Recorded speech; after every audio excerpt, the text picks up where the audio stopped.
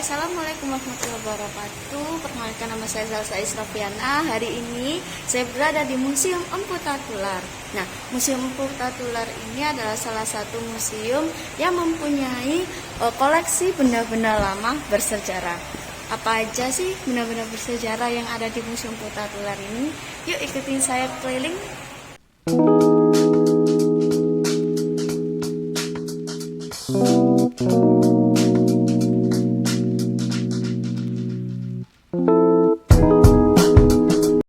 Nah, di Museum Empu Tatular ini banyak sekali benda-benda sejarah yang dipajang di sini, mulai dari perbatuan, baju adat, emas, terus benda-benda yang dipakai untuk perang, sampai pun ada kendaraan yang tempo dulu yang masih dipakai.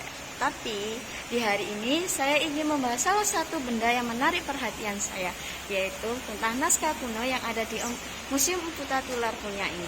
Nah, naskah kuno yang dimiliki Empu Tatular ini adalah koleksi naskah, dan di Museum Empu Tatular ini ada beberapa naskah kuno yang lebih dari 350 naskah. Nah, naskah-naskah tersebut dilihat dari bahannya, terdiri dari bahan lontar, daulang, dan ada juga yang kertas. Nah, jika dilihat dari hurufnya, ada beberapa huruf yang ditulis di naskah kuno tersebut. Ada huruf Arabico atau Arab Jawa, serta huruf Jawa dan Arab. Nah, kebanyakan isi naskah yang dimiliki Museum Empu Tatular ini berisi naskah sastra, agama, dan sejarah. Yeah, what's up? Yeah, yeah, yeah. 너의 converse, 너의 converse, 너의 converse. Converse high. 너의 converse high에 꽂혀나봐 그 수없나. Ini juga bisa disebut dengan naskah kertas. Naskah kertas yang ada di Indonesia ini dulunya memakai tinta Cina dan memakai huruf Arab dan huruf Jawa. Untuk bahasanya sendiri, naskah kuno ini memakai bahasa Jawa, bahasa Arab, dan bahasa Madura. Untuk misi yang diemban oleh naskah kuno ini adalah tentang keislaman, keagamaan, kehinduan, sastra sejarah, sastra fisika, dan lain sebagainya. Nah, dulunya naskah kuno ini ditemukan rata-rata di daerah pesisir, karena pada dulunya orang-orang penyebar agama Islam dilakukan di daerah pesisir pelayaran.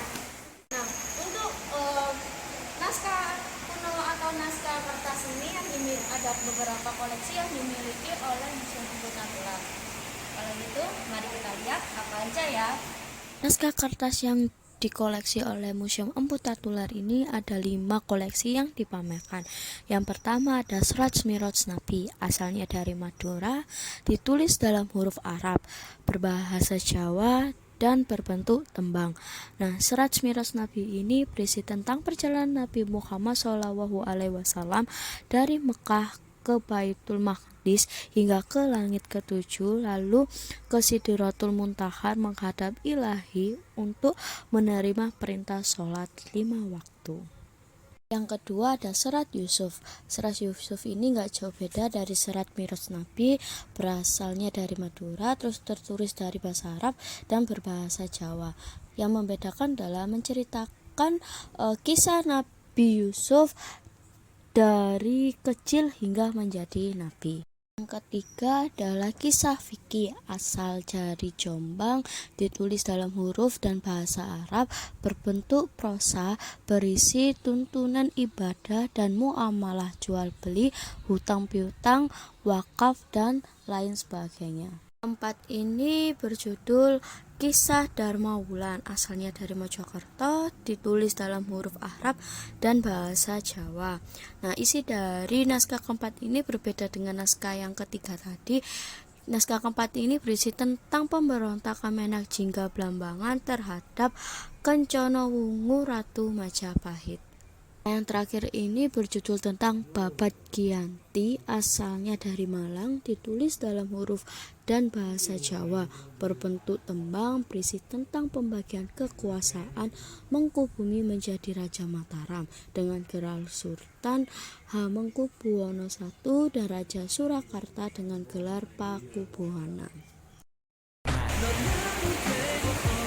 Oke, segitu saja yang bisa saya jelaskan atas kunjungan saya di Museum Angkasa Pura ini. Maaf bila ada salah kata. Saya